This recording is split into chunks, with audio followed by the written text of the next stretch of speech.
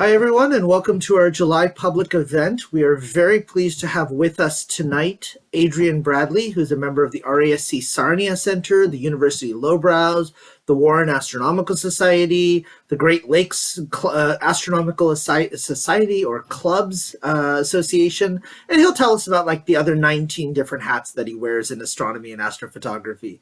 I'm lucky enough to be with him on Tuesday nights on the Global Star Parties, and he has just recently, last month, been recognized by the RASC during the 2022 General Assembly in the astrophoto contest for a couple of his images, and he's going to share with us a little bit about his astrophotography journey as well as a little bit about his process.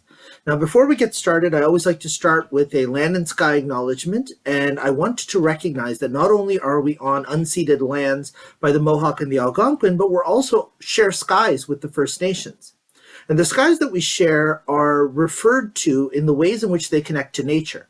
So if we look at the full moon that we just passed, the Ojibwe, the Anishinaabe, they refer to it as a halfway summer moon, which is incredibly accurate.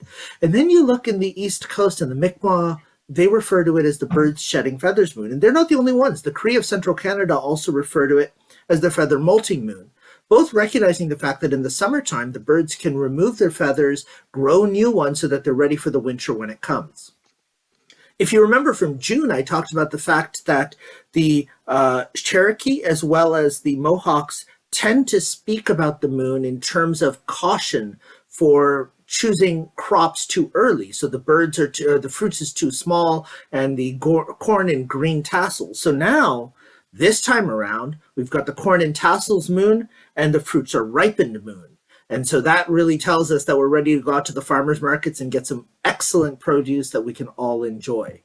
Now, before we jump into a little bit more about our center, I'm going to invite our honorary president, David Levy, David, to share a welcome as well as a poetry reading for the night. So, David? Thank you so much. And I got to tell you, if you see all of you here tonight, there's really no question that the Montreal Center is my very favorite astronomy club. I'm on Zoom sessions probably almost every night of one group or another. The Warren Astronomical Society is another favorite. But I have to tell you, with all due respect to Adrian, that the Montreal Center is extra special to me because it's the first one. I've been involved with the Montreal Center since October the 8th, 1960. And it's such an honor to be here. And I'm going to give you a quotation, which I have with me, from one of my very favorite poets, Alfred Lord Tennyson. I wish I had known Tennyson, because if I had, I'm sure he and I would have gone out observing every night. We would have had a lot of fun, and I think we would have shared an awful lot. And I'm really sorry, in a way, that I was living in the wrong century, so that I never got to know the great Alfred Lord Tennyson. Maybe he's been reincarnated, as Wendy just said. However, I do know his great-great-grandson, Jonathan Tennyson. He is a professor at University College London. I wrote to him while I was finishing up my PhD thesis. And, I try to get to know families of poets if I can. And this worked. He wrote me back within an hour. And he said, I know who you are. I've done work on Shoemaker Levy 9. And that was really something. I actually got to meet with Jonathan in London a couple of months later. And that was really a very clear highlight of my life.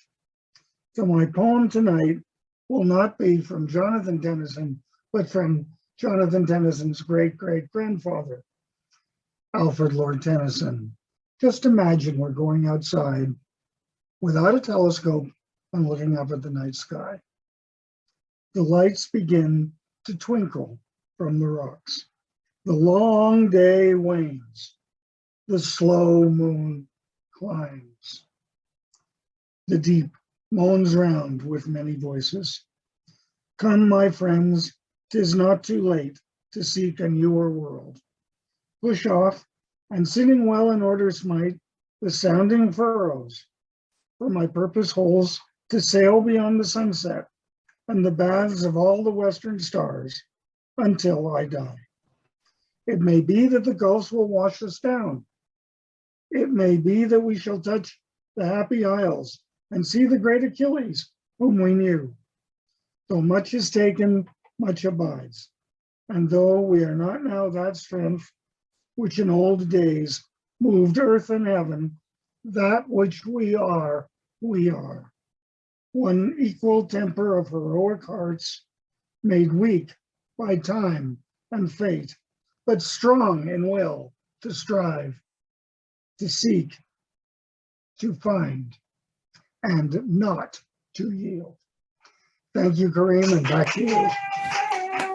Thank you so much, David. That was beautiful. And David, Adrian's going to share a connection with David in a little bit to tell you a bit about how his astrophotography journey started. But David at the moment is incredibly busy, so we really appreciate him joining with. He joins us every clubhouse. It's incredible. We get to see him so much more since COVID hit because we have this wonderful Zoom clubhouse. But he is preparing for both the Adirondack retreat as well as for Alcon, if I'm not mistaken. Is that right, David? Alcon I'll be attending virtually, so I may actually see you there. But the retreat, I'll be there in person. Carl and I are going. And Carl, I'm going to see you at YUL in 6 days. That's fantastic. Yay!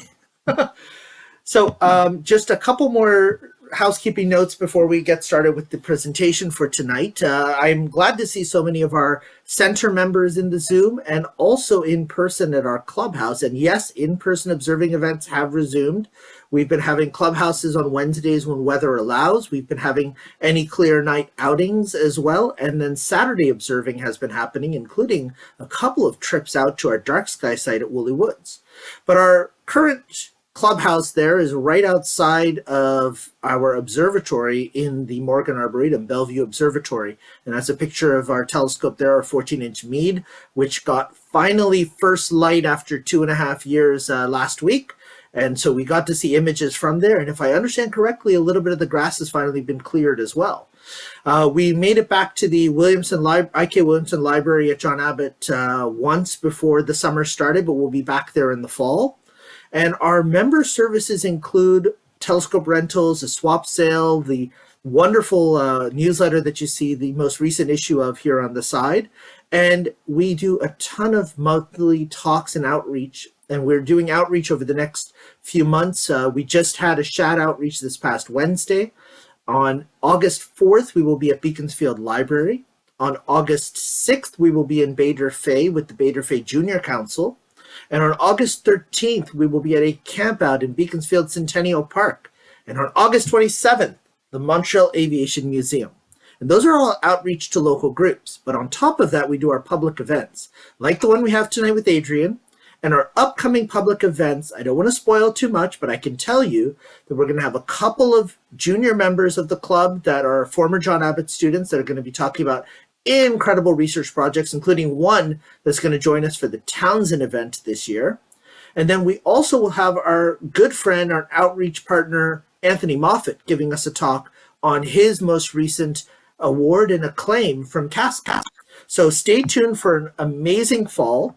And to start us off tonight, we're going to have some wonderful astrophotography pictures, not the James Webb that I have behind me or that Adrian has behind him, but tonight we're going to be talking a little bit about wide field and nightscape astrophotography.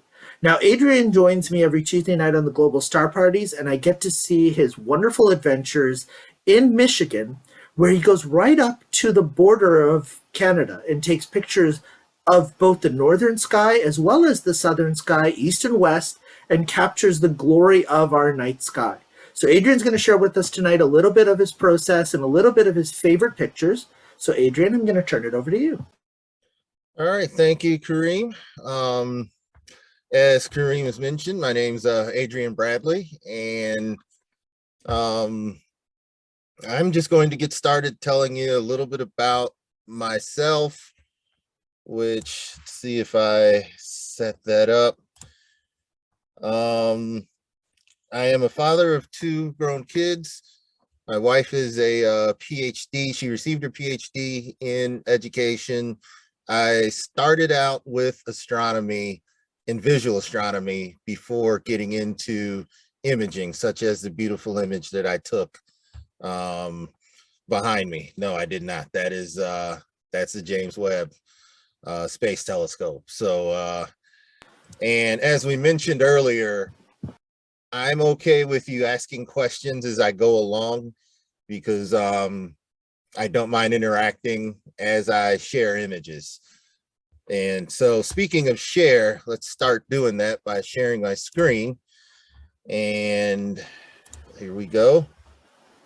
So what you're seeing are a lot of images. I not only do nightscape images, but I do dabble in doing bird photography, and sometimes people will pose and I'll take pictures just wherever I go. And it's going to be through somewhere in these photos, I'm going to be finding some of the images. The image behind you is one of my favorite places to image in the thumb of Michigan, Point O'Bark Lighthouse Park. However, it's not as great a place to image during the summer when it's a campground. In the winter, it's Bortle 3, Bortle 4, kind of on the border. The skies are really nice and dark, and there's a lot of imaging that I've done from here when they turn all the lights off and it's cold. So to start, do I do classic astrophotography? I try at times. My image is a double cluster in the heart and the soul. Because I have very little patience, though, I decide to try an image wide field. So now let me tell you the connection with this image. This one is not my image either. This is our highly esteemed Dr. David Levy. During one of his trips in his younger days, decided to stick his camera out of the window in somewhere in the southern hemisphere. I'll have to ask you again where you were, but these are clouds that he shot past because he focused on the Southern Cross here. And even though the image, the stars are dashed and there's a mark here, and is it the most perfect, pretty picture? To me, it was. And the reason why was because he captured starlight with his camera. Something about seeing starlight captured with a camera clicked, and I said, I want to do that. And so when I was gifted a Canon 30D, old 30D from maybe 20 years ago, and a kit lens, it didn't stop me from going after that band in the sky that I could see in our rural skies. So I held it up for 49 seconds where I knew the Milky Way would be this is sometime in 2018. And I caught this picture, very first image of the Milky Way that I shot, that I was able to get something out of. And so some of the structure of the Milky Way that I can see in here, that's some of the structure that I continue to look for as I image today. So as I said, I started as a visual astronomer. So for me, the importance of getting light, pulling the light down from any of these objects became sort of the importance. But then I started taking photography classes online, and that's where you learn a few things such as ISO settings and what's beautiful and what isn't, and posting pictures. So speaking of that lighthouse, here are a couple of pictures that I took at the lighthouse when no one is there. They still had a bright light on that occasion, but on other occasions there was no bright light. There were some, and I was able to capture this image. And there you see Lake Michigan. So as I progressed, I began to decide, well, I like composing Milky Way shots, and I like not only just shooting in the summer, but in the winter and in different places. And if the moon's out, I'll shoot the moon too. And here you have a waxing gibbous, and I forget when I shot this one, but there's one of my better waxing gibbous moons, shot with a lens and a camera handheld and holding it steady, and then doing a little bit of processing to bring the craters out more. You can see Aristarchus here. But that's So a single image? That's a single image. So I'll talk about where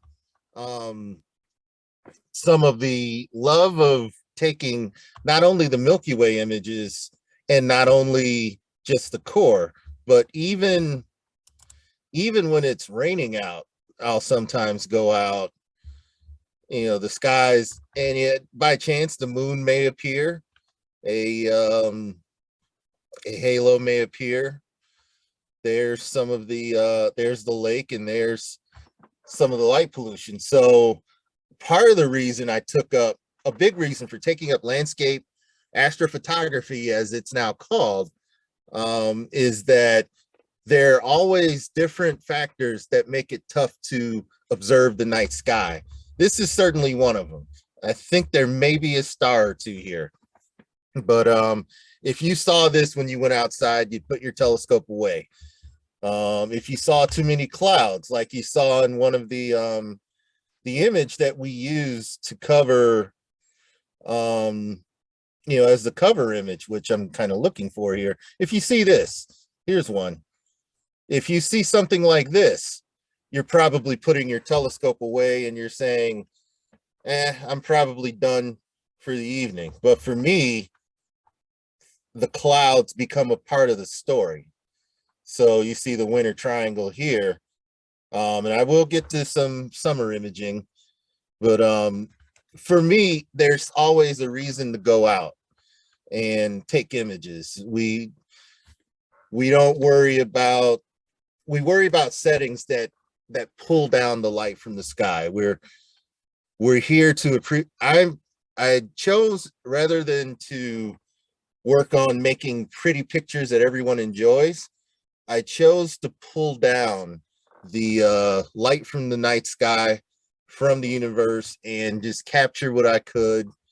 I can study it, I can learn some things from it, and I can work on getting other images that there's our the different images that I'll try to get. It just depends on what I'm seeing. So Milky Way photography, my favorite, and here you're seeing an image where I got a lot of pink in the image. I took that Canon, I now have a Canon 6D. I took that 6D, had it modified, and so I've been working on getting images with it and just kind of figuring out what is it that I want to show. I know that there are some emissions going along here that it's real HA data. And this band here of light pollution, I had always chosen to leave that in because I felt, well, this is what I'm seeing, and the camera's picking it up. I want everything that's here. As of yet, I hadn't gotten into the split editing that I can do now, where I can brighten this up and I can darken this to show more of the Milky Way. So this was sort of a transition shot. This before some of the tools that I use, and I'll stop and talk a little bit about the tools that I use. Photoshop, which has some routines. Let's see if I can bring these actions in. These are the astronomy tools, and this enhanced DSO and reduce stars and make stars smaller are the two main things that I use in pulling out more Milky Way detail. let's show a very recent example. So here's just it's a beautiful picture I took. Here is an example of attempting to take a picture of the rising moon and the Milky Way at the same time. And you may say, well, why do such a thing? If the full moon is up, the Milky Way is not here. Well, I wanted to see what I could get. And so, let's see, these are the settings. If we notice here, and so I end up, the moon is just coming up and there's still Milky Way present. Well, how did I bring that out? Let's see if this is here's a raw unprocessed image. Similar, it was taken a little earlier, and you have the Milky Way here. So this is what this image looked like, that image. And so what I did, pull the image into Photoshop and then run the tool, enhance DSO, reduce stars, make stars smaller. And then once I bring that back into Lightroom, I just finished doing whatever edits I may see fit. And one thing Lightroom has done that makes things beautiful is sky only masking. So now I can make changes, I can brighten things if I want to, or I can dim them. These are the sort of things that I've started to do with my processing, where I don't have to touch the lake. Earlier shots of the lake, with whether there was lighting or not, tended to have really grainy lakes. So the lakes are starting to get a little bit better. And I realized I kind of jumped right into sort of the processing, but the way that it goes, you had Lightroom, you had this tool, and this was a tool, and this is a very early shot where I tried to pose myself looking at Jupiter at the time and have the camera taking the Milky Way photo. Different, it's a 6D, but it wasn't modified as of yet. The sky, this is Lake Hudson Dark Sky Preserve, and the sky can get reasonably dark enough to produce a winning or runner-up photo. And in this case, it produced the runner-up, which I will now find and show. So you saw that Milky Way photo. Start buying things like trackers, working on focus so that we know that we can get stars to not be so bright, and then your Milky Way photos change to something like this. This was the runner-up for general landscape astrophotography. The winner was a beautiful picture. It was a wider field image, a beautiful picture of the Milky Way over mountains. And no shame at all in saying it was a beautiful picture. But what I was told when we were discussing why this image ended up runner-up was the detail. So Milky Way photos, you can take a picture, and I have plenty of examples of just pictures of the Milky Way just sort of over something. We'll go with this one. And this, Kareem, is where we imaged Peach Mountain. At the time, it had really bright light, so you've got harsh lighting on the trees here, and I was still able to get the Milky Way and even this little HA region, Ophiuchus. So how far outside of the city is this? This is about, from Dexter and Pinckney, it's only about 2 miles. You see this light dome here. Yeah, that's why I was wondering. Yeah. So in Michigan, light domes are a part of my life, and I just keep them there because it's a part of telling, you know, this is where I'm from. So to be able to get detail like this, I thought I could only see that sort of thing if I go to my folder here that says back from Okie-Tex. This is a Bortle 1 site, and I have Bortle 2 in the UP. You go further up in Michigan, you can see some pretty decent detail in the Milky Way. And this is, again, an older image. There's some lighting from a distant town that's still on the horizon. My foreground has nothing to do with a lot of beauty at all, but it was the Milky Way that I'm after. And I'm going to zoom into a couple of things that are going to matter later. This Barnard's E and the coat hanger, which I'm not seeing. I'll pull out and see if I can find it. It may not be in this shot because the coat hanger is a little further this way. But those are two objects I tend to look for, and if I find them and they're of reasonable sharpness, I know that I've got a pretty good amount of data in a Milky Way. This was shot a few. Now this, you notice that M8, and we don't see M20 so much. That's when you know there's a little more detail that could be had. Here, now the camera's modified and it's 2022. Here, you're even seeing dust lanes in M22. We're missing the blue reflection nebula on top, which I kind of wish it was there, but you're seeing detail in the Trifid in a 35 millimeter shot.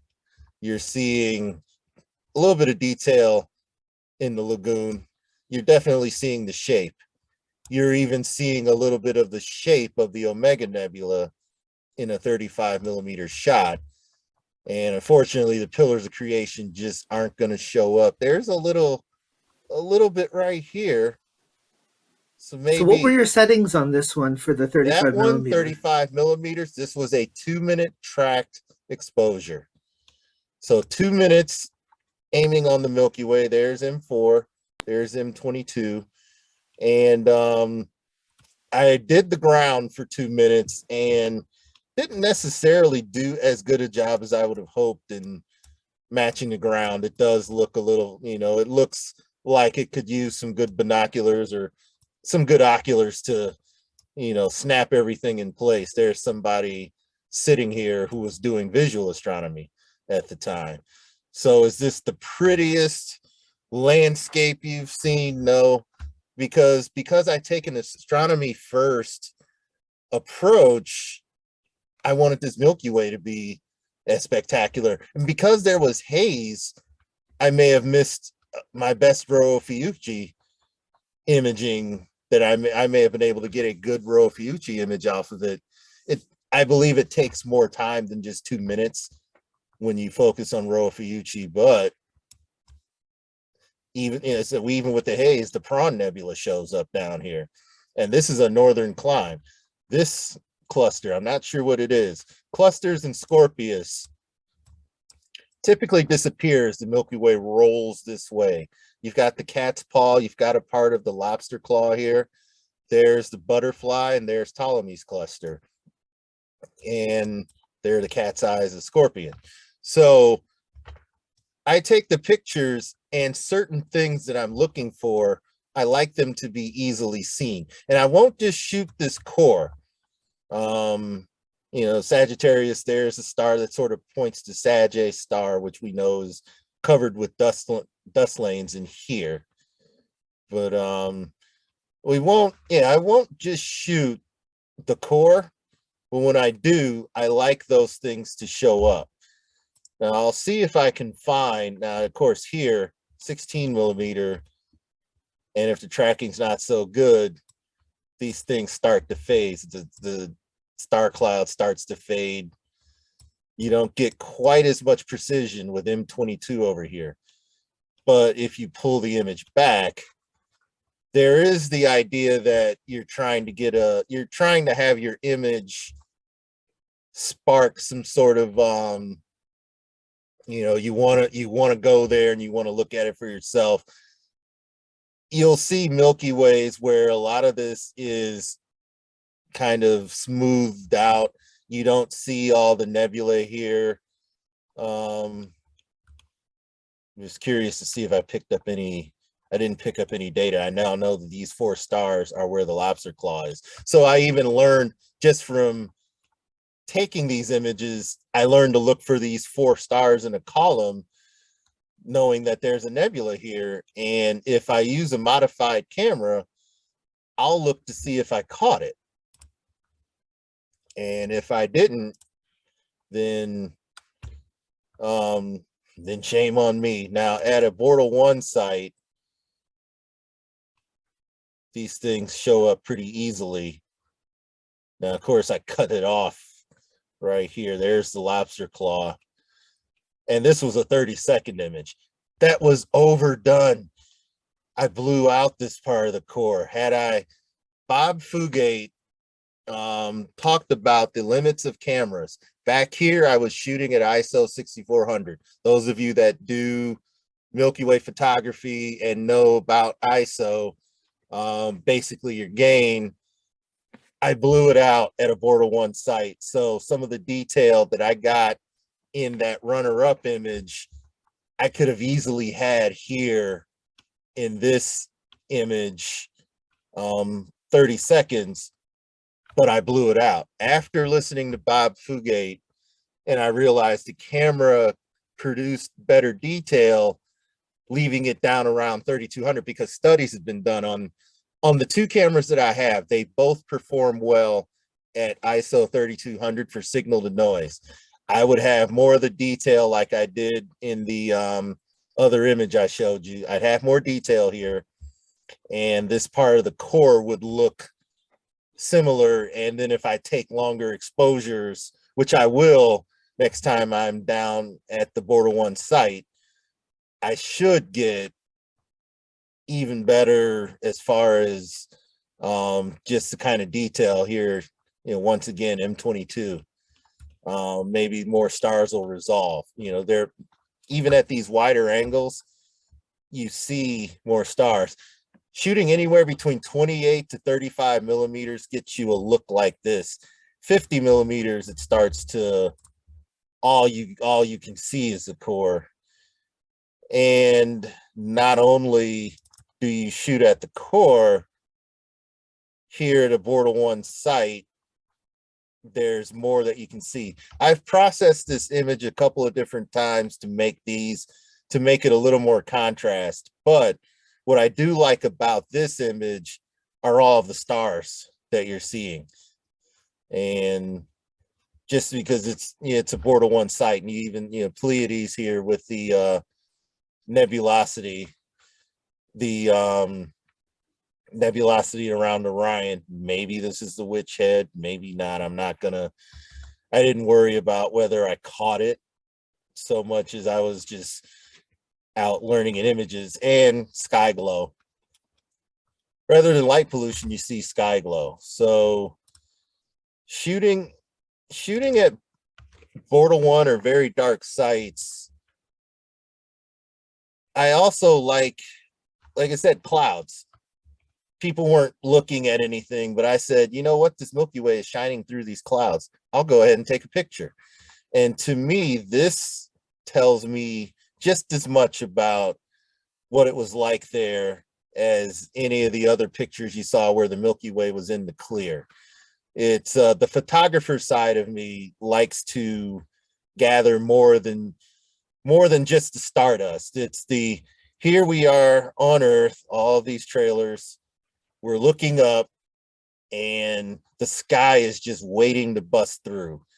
If the clouds did eventually abate and we were able to do some observing, I took the images that you saw earlier, I took those images, and when it got clear, and I did a wide field shot, and that's what I got. Let's see where, not so much precision. There's Barnard Z, the coat hanger right here. But the precision, is it where I would like it? Well, this was late 2021 and I was getting closer. Let's find some images lately. And what we'll do is we'll use Lightroom Classic. We'll kind of go back into some process here. We'll go back to, let's see, where was I at 6:30? I think I shot these during the day. Yeah, there we go. Once again, setting up for the shots that I ended up taking recently. I went to the location and just aimed at the sky and just did some practice shooting to see what I can get. And the stars did come out. So let's see here. That's from, as you can see, I do there are a number of different types of imaging that I like to do. Even when there's boats on the water blaring lights, because it was the 4th of July and I went to image, and I still did what I could. And it's loading this image. Let's see if I have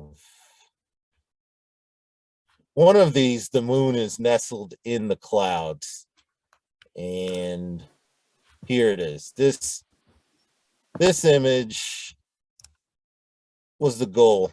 I started trying to capture the moon in the clouds. Hopefully this will, yeah. So you have a little bit of the moon here as it's in the clouds. You can kind of see that orange faint glow. And over here, Milky Way. I was attempting to make it what my eye sees. And that's always been, when I go out and image, I try and share what my eye sees. All of these raw images have this pinkish hue because I'm using a modified camera. But if we process them, we drop the temperature, or we use a,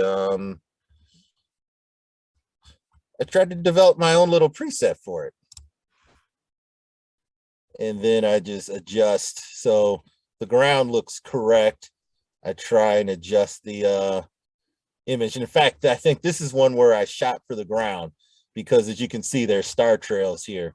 So that was image shot with the ground. And this image was shot for the Milky Way, even though the tracking wasn't as good, but the stars are a little tighter. So when you go out there, you experiment. You try a few different things. As you can see, this was a 60-second image. If you have a tracker, it helps you tremendously with being able to get more data. One thing that I steal from the classic astrophotographers, the more time you spend looking at the sky, the more data you pull out of the sky. And you can do single images, but you also combination images, as Alan Dyer has shared with us. Those combination images allow you to edit, and you edit each part differently and really quick. Again, being able to select the sky. This is something new in Lightroom Classic, and Photoshop has it too,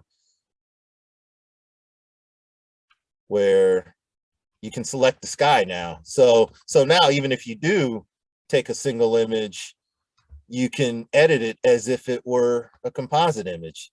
You can drop the highlights so that the Milky Way shows up a little more. You can brighten the sky a little bit, you can increasing clarity increases the look of the Milky Way.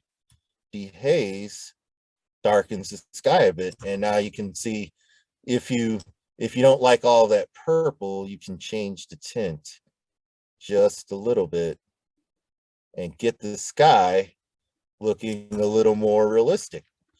That grayish blue is where the sky tends to be when it's when you have a sky dark enough, and then you can adjust it. You adjust it to taste here. And what I do is I try to adjust it based on what I've seen. And now, mind you, this is just adjusting. That's just adjusting the sky. Now, Lightroom doesn't do a good job of selecting subject, but if you select the sky and invert, now you have everything else. You have the ground. So now the ground gets a little more shadow raised so that you see more of the ground. You can take some of that highlighting off because it's just bright. In this particular case, looks a little more natural, even though you can tell there's light sources. If you want the trees to look a little more defined, you can do that sort of thing, but I don't recommend using the haze because now you're going back to where you kind of started. So being able to edit the ground and the sky separately is huge for landscape astrophotography. And once you do that, you have this image, and I'm gonna look for my spots here. Here's Altair, here's Tarzed. We're gonna go in. Barnard Z is a little faint. That's my little way of telling how dark a sky or how much detail I got. I don't necessarily look at the core, although some of these elements of the core here, you can see that that's faint. This is the type of picture that you might see. Someone says, I do landscape astrophotography. Their Milky Way may look just like this, and nothing wrong with it at all. I just tend to prefer a little more detail in what I'm shooting. So let's see, there's the bowling. Let's see, there's land animals, and that's back to my recent imaging where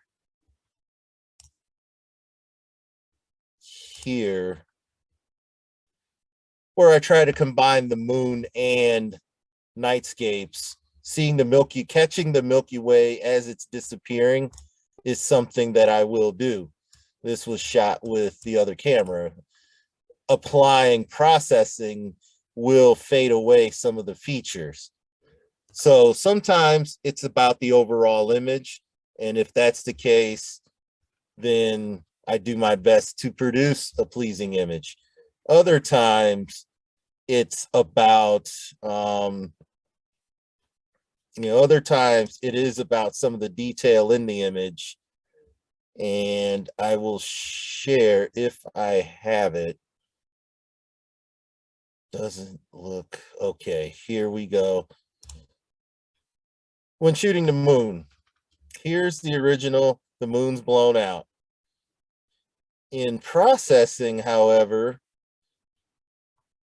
let's see, I take this picture. There's a picture with the moon properly exposed. This is that properly exposed moon composed with this scene where you have the reflection on the water and you have the moon. And then this was the final image where you have a properly exposed moon over a scene of water. So Do I find beauty in that? Yes, but I wanted some of the detail of this moon. Is it the best moon I've ever shot? No, but I can still see Aristarchus here. I should be able to see Copernicus, but it didn't come out very well. If I'm looking from this point of view, then I see the moon as my eyes see it. This is a little zoomed in. It's 100, what is it? 150 millimeters. So it's a little zoomed in. We see generally somewhere between 45 and 50 millimeters. So I would have to zoom out to get this to look the way it does. But so this is where I'm attempting to take my imaging. Now, if I put the moon in here, then it would be the same sort of thing. This would be more like what the sky looks like. You go in here and you dehaze it a little bit. Maybe more like that as the moon's rising.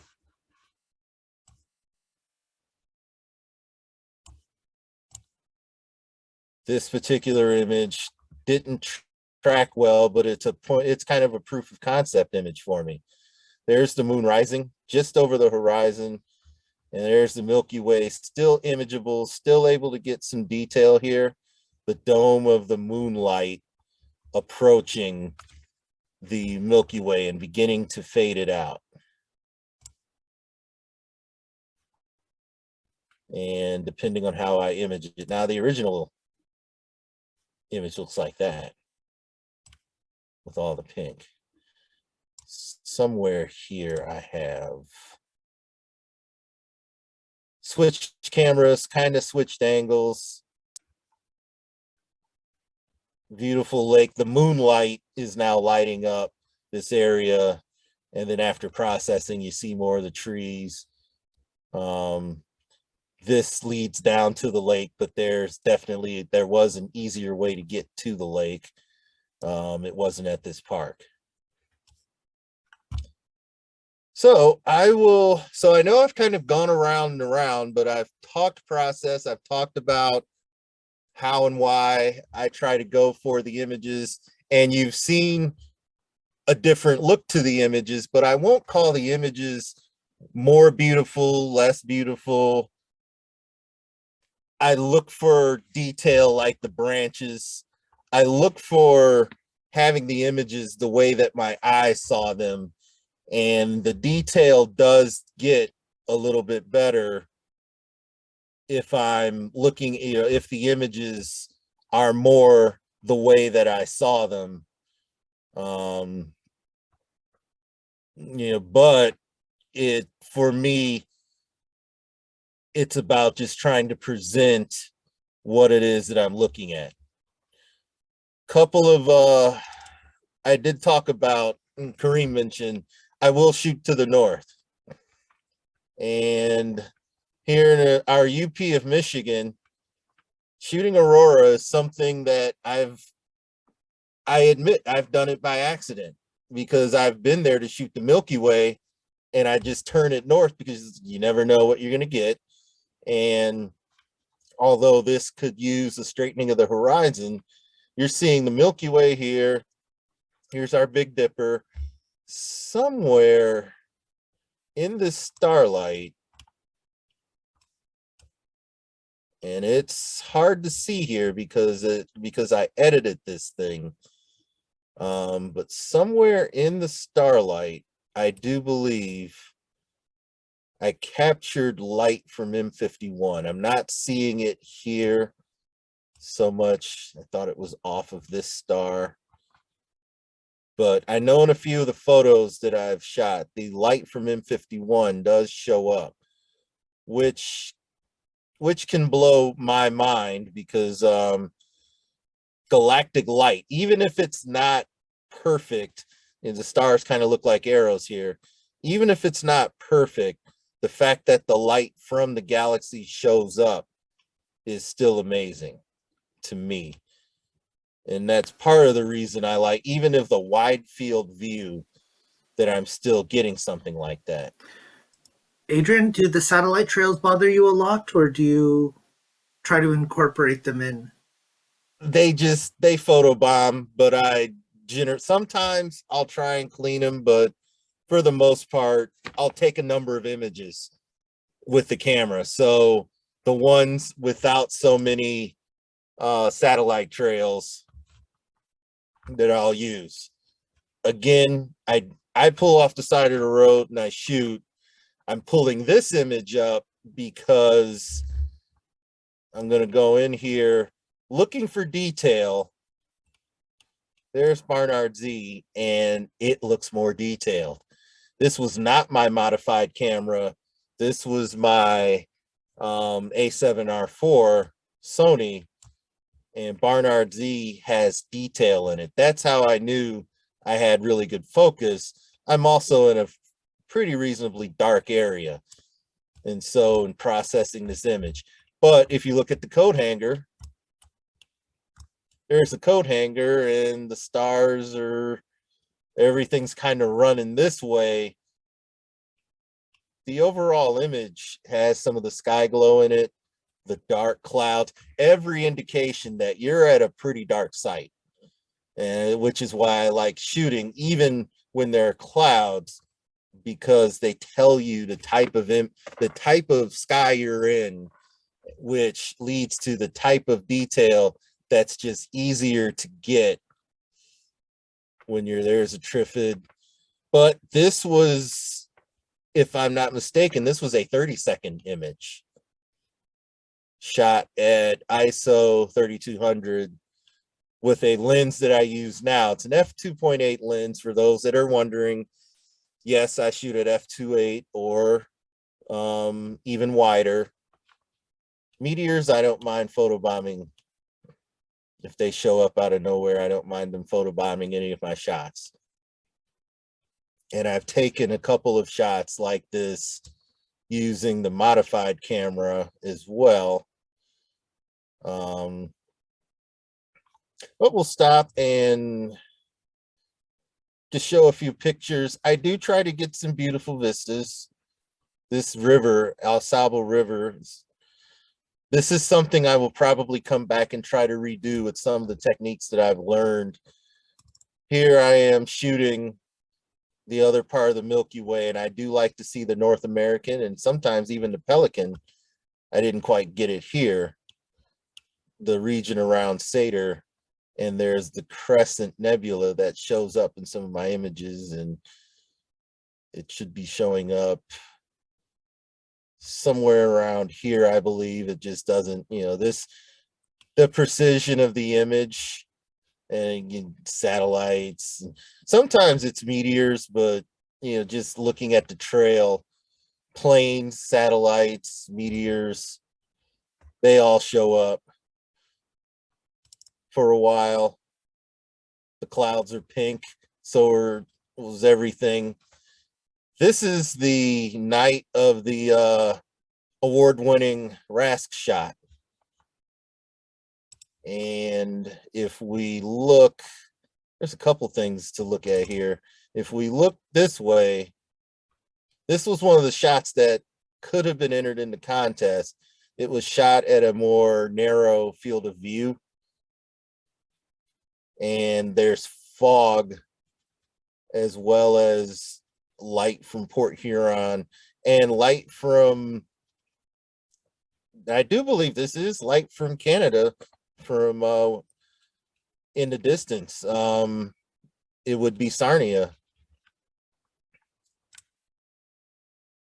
However, this is almost the winning photo. It's me reprocessing the winning photo to put a little more blue into the image, but you're seeing me reprocess an image that won the award for showing the various forms of light pollution that can affect our skies. And you're seeing a couple different types of light pollution that the skies across the lake are contending. The actual winner was my initial outpost of that called Down by the Lake. A little different coloring on it.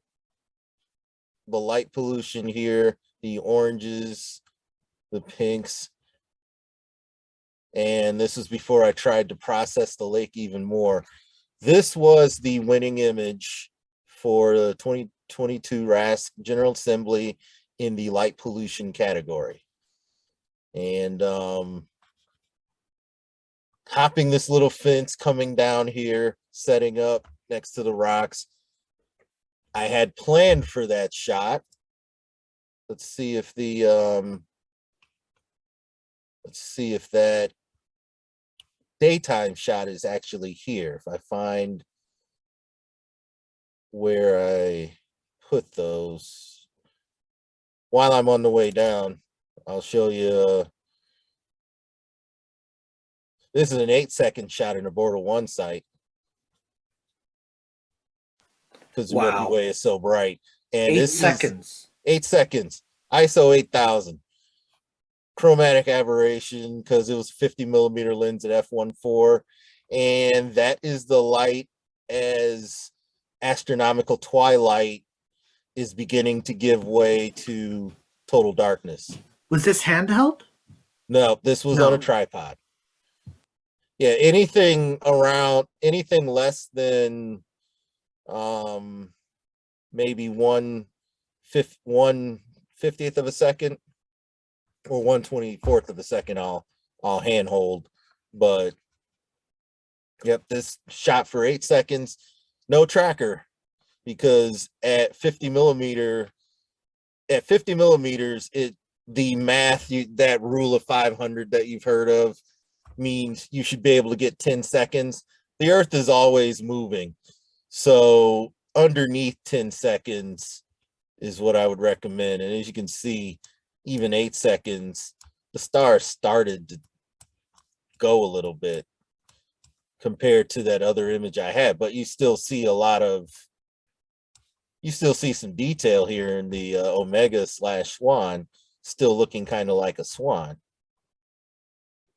You know, there's light that I picked up in an 8-second image that, you know, it takes 30 seconds to get some of that detail back home in Michigan.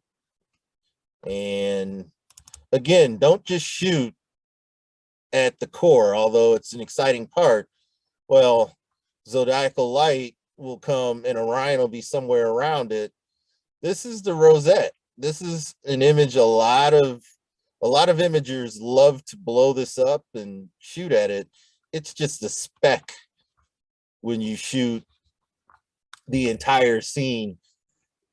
You know, it's light years and light years across, but in the grand scheme of things, it's still rather tiny when you add all of this sky.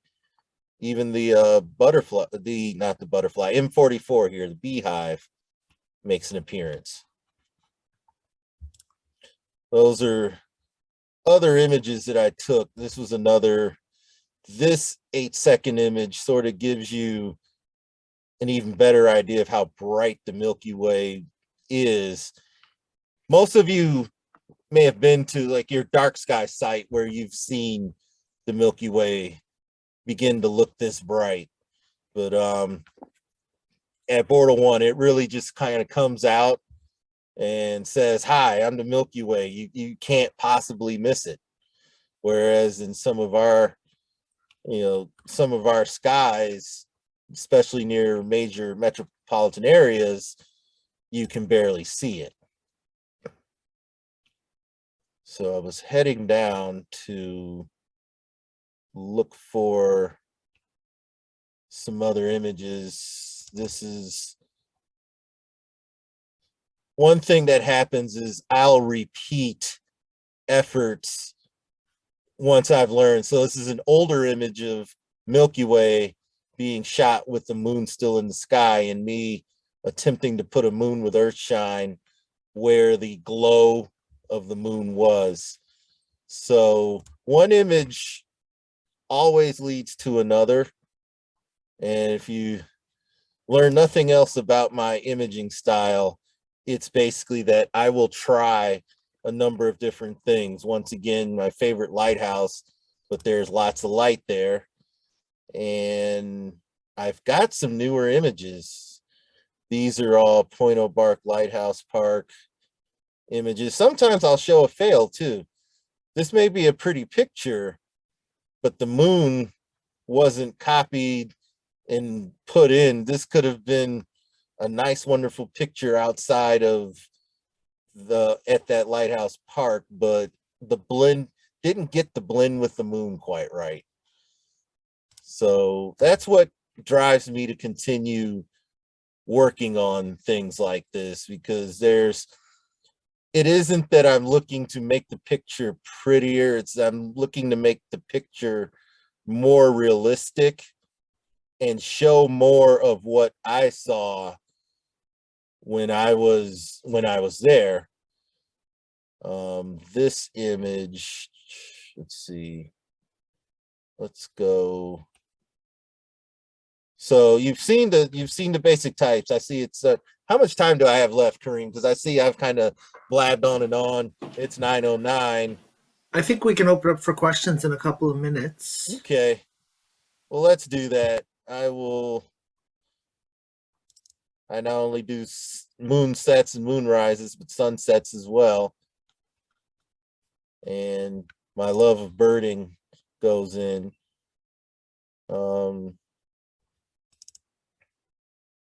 I submitted this as one of my images. I didn't submit it for light pollution. It was one of the general astrophotography images. And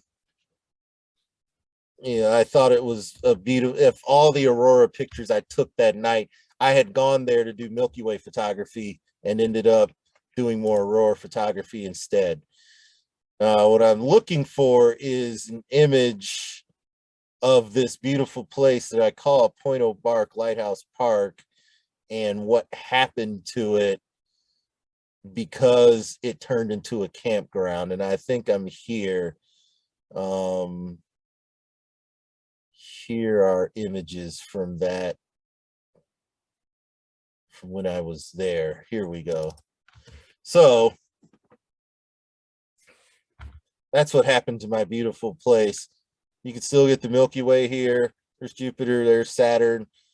There's not only is the lighthouse itself, there's a couple blaring lights, camping. I felt entirely too safe and said, well, I'll go outside of the park to do imaging. And that's where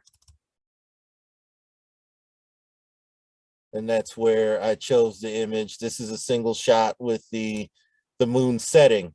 So you saw some shots earlier of me attempting to get moonset and the Milky Way, and I wound up going back later and just doing moonrise. So one project, depending on what I get, leads to another. A couple of photos where I imaged for 2 minutes. This section of the Milky Way here, there's the heart and soul and double cluster. You saw those earlier. I tend to like to image them as a part of the entire thing. There was some kind of glow and some haze here. And there's the Pleiades rising in Capella. I look at the sky and I'm reminded that we're halfway through summer and the winter's coming already. And there's M33. You've seen beautiful pictures of these things.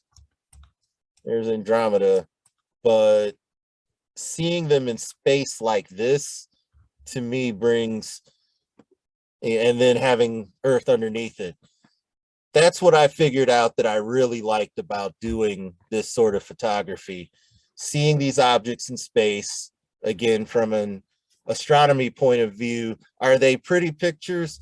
I think some of them were, but I guess we'll call it kind of the science of it, trying to make sure the stars are nice and round and as accurate as I can get them, because the more focus you have, the more objects you can find, and the more objects you may shine light on, when you're doing this sort of imaging. And of course, you have to shoot the core. And I believe this was a 2-minute image. And I went to try and composite with an image to brighten the ground a little bit. Once you do 2 minutes, the Milky Way tends to really stand out. Unfortunately, I chopped off Altair, so I don't get to see if my Barnard E looked good or not. But when I get lucky enough, I get pretty good starlight. And I'll shoot this. I've had mixed reviews with the attempt to light paint the tree and have have the night sky around it. There's Lake Michigan, Lake Huron there in the distance. I blared a light at this tree right before I was done with my exposure and ended up just sort of blowing it out as a result. When I posted this online, a lot of landscape astrophotographers picked on the shadows and sort of said, this doesn't look very natural, or, there's a halo. I agreed, but again, kind of the next step in what I'd like to do, I'm playing around with having foregrounds that are compelling, but for me, the night sky itself will always be compelling. So things like photographers will say, I don't like the power lines, the tree's a little blurry, is this even real? And then I'll say, well, this is real because it was cropped in from the distant vantage point that I was in, and the tree sits here. Of course, we know which one of these is light years across and which one is only, a few, what would we say, a meter or two. Of course, down here with empirical numbers, we go in feet, so a few feet tall tree. I do like kind of putting those together, seeing what these look like next to each other. And again, just some of the experimenting that I do. So with that, I am open to any questions that you may have.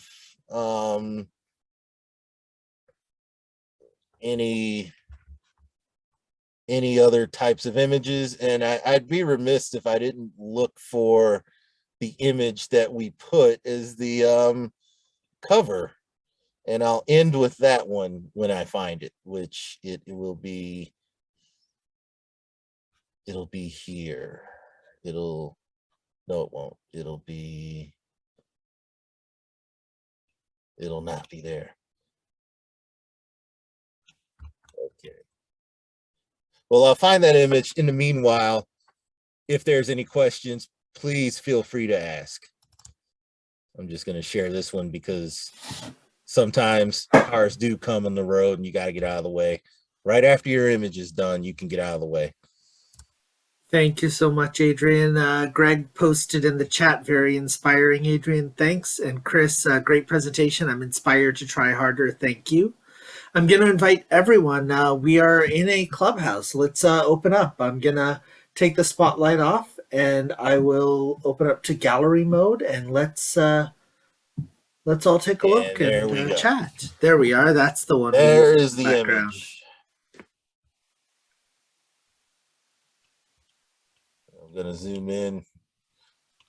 My Barnard E isn't as sharp as I would like it, but as an overall image, that's going to be my litmus test for most of my Milky Way images, is to go to Barnard E, look for the coat hanger, look at M8, see what kind of precision I've got. Well, it's that wonderful juxtaposition of what you can see in the landscape to what you see in the night sky that really just gives it a different meaning.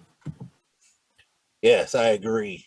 And, I enjoy just being there. This is for me, it's a memory of standing on that shoreline, looking up and seeing just a little bit of the Milky Way there. And just saying, this is, this looks like a beautiful spot to take a few pictures. And if I was smart enough to show the other side, I do take a number of pictures. A few that I like are the ones that I tend to save them as images where I'll post. You know what I liked about the one that you just showed? I like the motion of the beach with the Milky Way. It's like a V shape, like sideways. Yeah. So it's like Definitely. Yep. Definitely a composition, a leading lines, a little bit of a leading lines thing where you've got the line of the horizon, the line of the beach, the line of the rocks here, all pointing toward the galactic center, which is fighting clouds. That V shape you talk about, I believe, is what's kind of known as a geometric shape. And it, I know that what I learned from photography class is that some geometric shapes draw our eyes in. So that's another aspect of this particular photo. Especially when the Milky Way is leaning like this, you see a lot of images with the Milky Way in that position.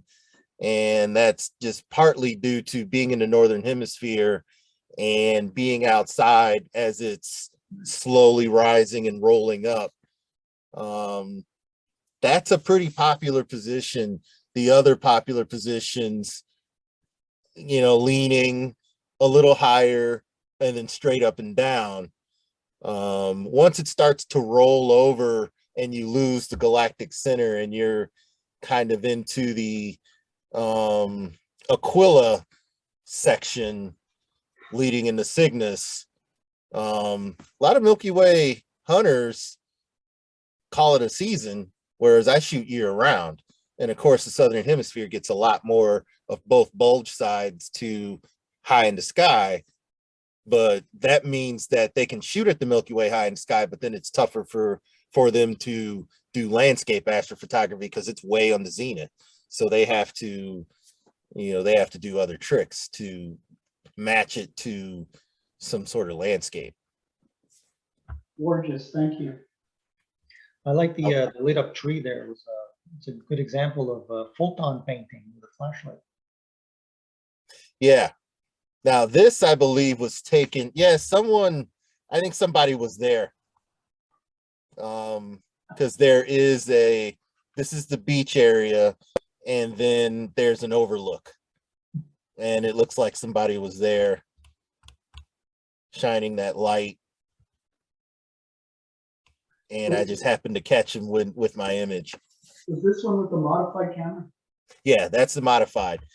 The way it's modified is these HA regions and some of these nebulae stand out more whenever I use the modify. And the reddish, anything that's glowing a little more pink stands out more. Now I've worked to make sure that the white balance is close to what we see with our eyes, so and sometimes I'll push the colors a little bit. I'll push what we call vibrance a little bit, so it's a little greener, a little browner, the sky's a little more blue. I try to give it a grayish, blue. Sometimes I'll isolate the sky and desaturate it just that little bit, but you get to a point where it's artist interpretation. And I try to use my own eyes as sort of I'm not sure what to do here. I'll remember what I saw and try to get a little bit of a match. Now you don't see the Milky Way this good unless you're somewhere Bortle 1 or 0, but because it's there, it's just me bringing it out a little bit. The beach, you definitely see, you hear the waves, but a long exposure, of course, drops them to little bitty ripples and things here. So Well, I'll tell you one quick thing is that when Neowise was around 2 summers ago, here in Montreal, we went out to a dark sky, and there was a mixture of like wispy clouds, like cirrus clouds coming in and out. And when I look back on my images, because they were reflecting, Montreal's a severely light polluted city, more than New York City per capita.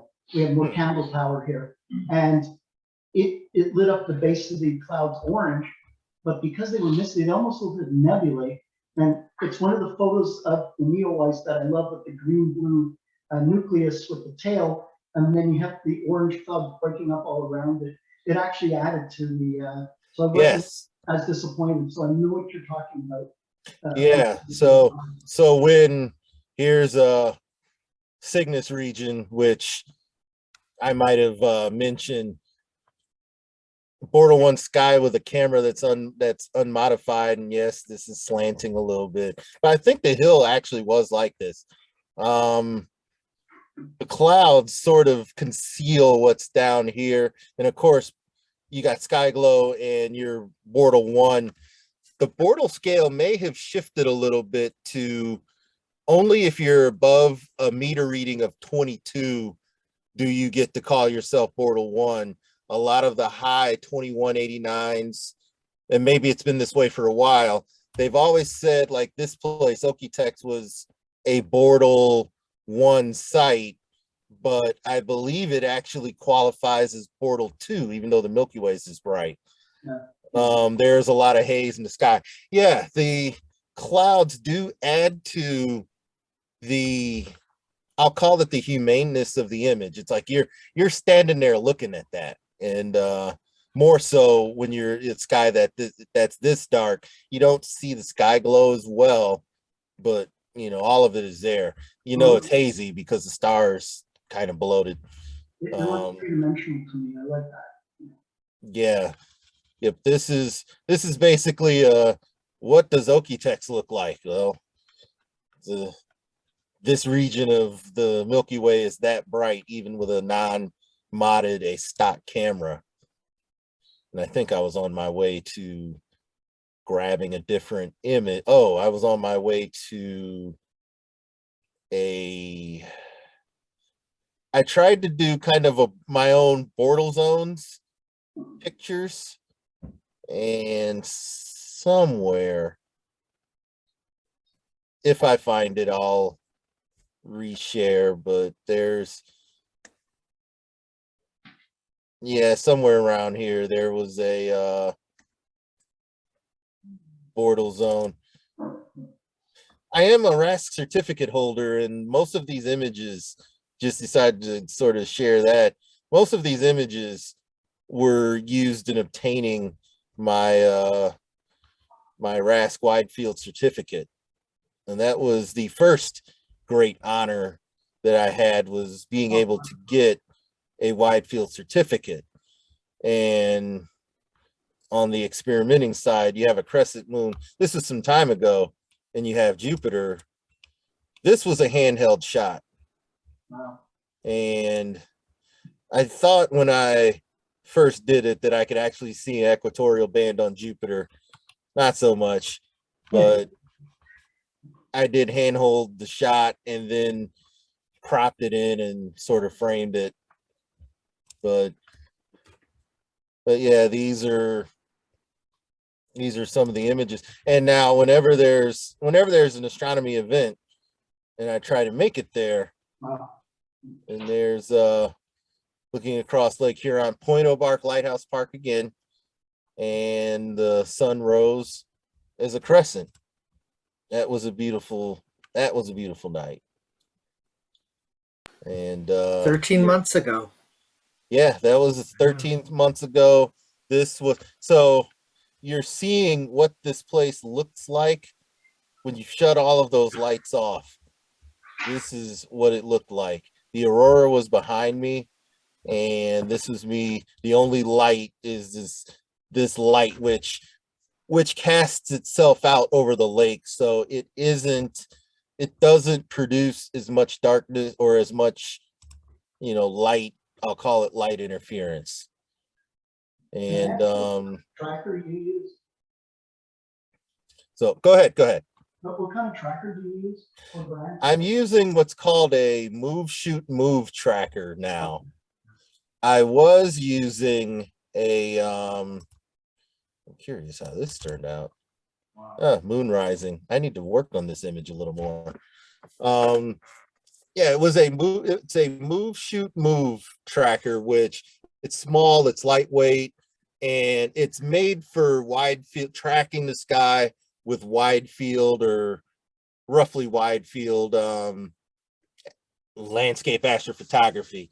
Some of the larger, like I had a Star Adventurer, which can handle slightly larger images, and I've seen that used to do more targeted classic astrophotography.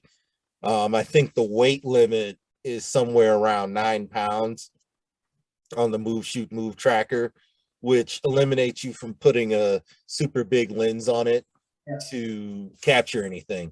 So I mainly use that for my wide field work. Well, And then are you using like the Canon lenses or Rockinons or?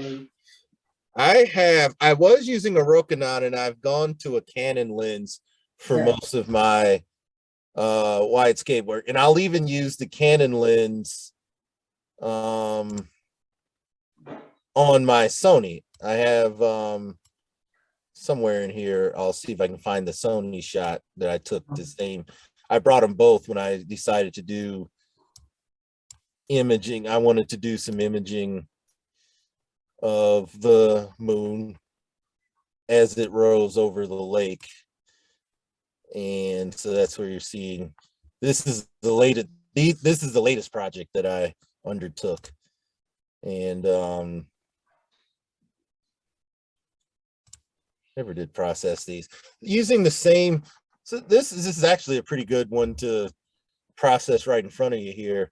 This image, moon's over there, it's casting the light, getting ready to, it looks like a daylight image because I took it. I have an adapter so that same 16 to 35 millimeter f2.8 Canon lens will work on the Sony camera, and you know, the sharpness, I figured out a spot. Now there's some donuts there, so obviously I needed to take another look, but figured out where the sharp point is on the lens so I can turn it there, and I get pretty good results with that, both cameras. I try to be a little careful with the like, okay, this was a 60-second image and ISO 400, so I let this go. I let it track for 60 seconds, so 1 minute. Pretty good. The larger stars around, they could be a little more pinpoint, but I like the results that I'm getting out of that lens.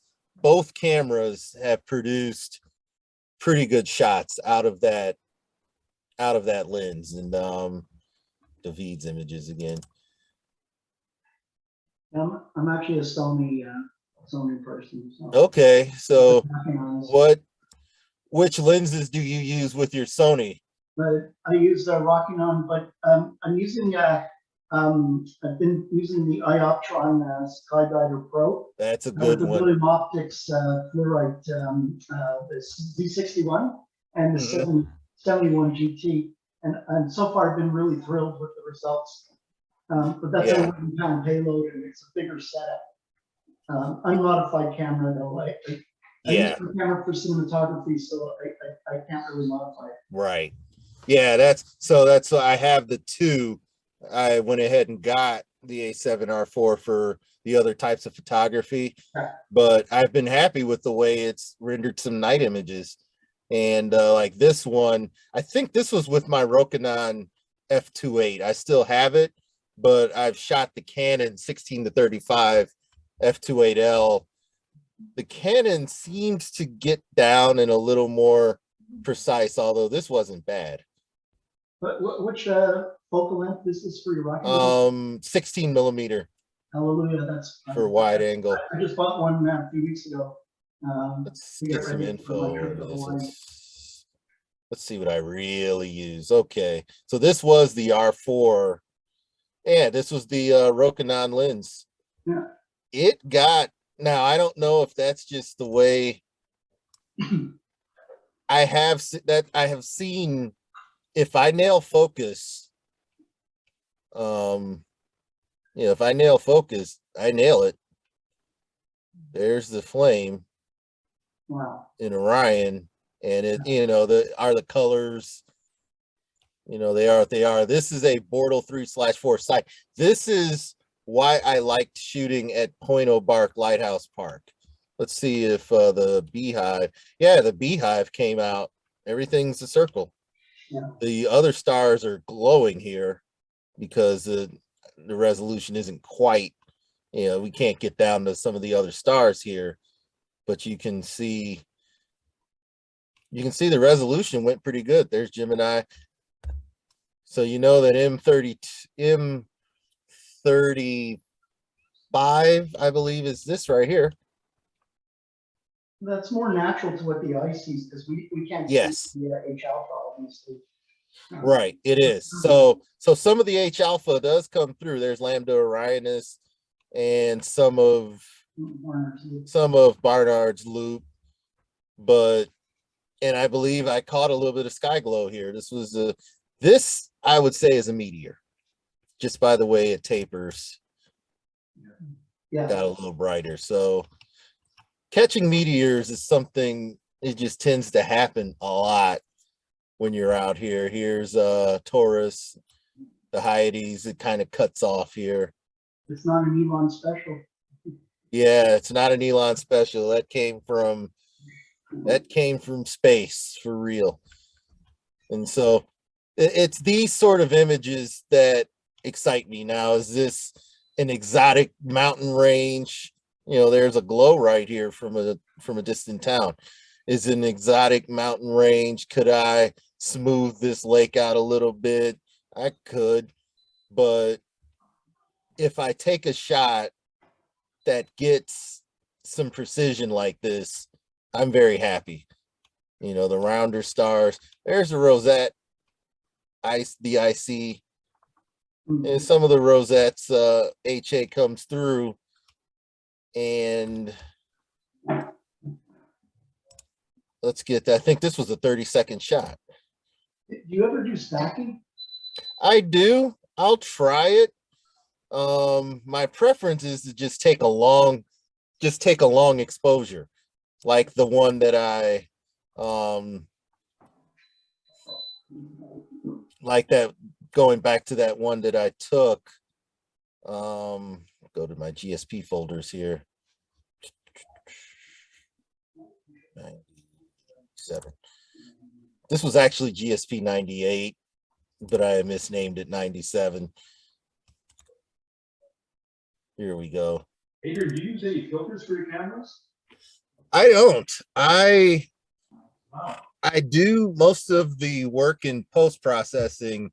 The modified camera here, like I said, it takes out the hydrogen alpha filter so that more like this type of detail, the lobster claw and the cat's paw, show up a little more readily. The glow from the H alpha data coming from the lagoon and even the Triffid. Very happy with seeing dust lanes in the Triffid here. The modifications like the infrared, right? That's taken out the hot cut filter. Yeah, no, I don't use it. I'm not opposed to using it in the not so distant future. But yeah, for now I'm just aiming right at the sky with and what I do in post, if I wanted to brighten a star that wasn't brightened by haze or something like that, I'll just go in and put a little mask over the top of it, and then just brighten it that way. That's what I did with the planets when I imaged those, and somewhere around let's see what it was it here? Planetary imaging. Because we had that line of planets. Wow. So I did my own version of it with my attempt to edit the last quarter. But the rest of it is just the way that it appeared as the sun was rising. Mercury, this was one of the last days you could actually see Mercury. What I did was I probed this I probed this image, and when I saw that little bitty dot, I upped the exposure just on that dot. Same thing with the rest of the planets, so that they would be more visible in That's the screen. the overall. So, and for Fomolo, I put A star. I could have just called it Fomolo A star, and either way it would have been correct, since Fomolo has the primary star here. This I forget what, I think it's whether it's a red or a blue giant, but it's Fomolo A that we can see here. Saturn slowly beginning to wash out. I love the Last pink. quarter. Yeah. Yeah, wasn't blended very well. That's why I continue to work on my moon pictures, so that the blends look more realistic to what the eye, because we can see the moon and we can see seas in the moon. There is a glow coming from it, but the gradient is not this unnatural. This gradient looks more natural. You sort of see lines because of but yeah, that's the natural gradient, and the kind of the hazy look of pre-dawn when we're in nautical twilight over here. The sun's coming up and we're heading to civil dawn. This is sort of how everything looks. So that's exactly how I presented it. Thank you. Yeah. So I'm gonna say thank you on behalf of the center and end the recording for a few minutes, and then we'll open up to just a general discussion. Just bear with me for a moment here. So I want to thank Adrian for joining us tonight, and I will remind him Thank you all this for does having not me. mean that he's not coming back to Montreal with us in person one of these days, hopefully. We're working on that. And I'm going to make my way down to Michigan to spend some time with you in night sky photography, hopefully over the next year or so. Looking forward to it. If you want to see any more of Adrian's night sky photography and his journeys in wide field and photography overall, his birds are just incredible. Follow him on Facebook or watch him on the Global Star Parties on Tuesday nights. And thank you for joining us for another RASC Montreal Center public event. We'll open up the clubhouse to a chat in a few moments.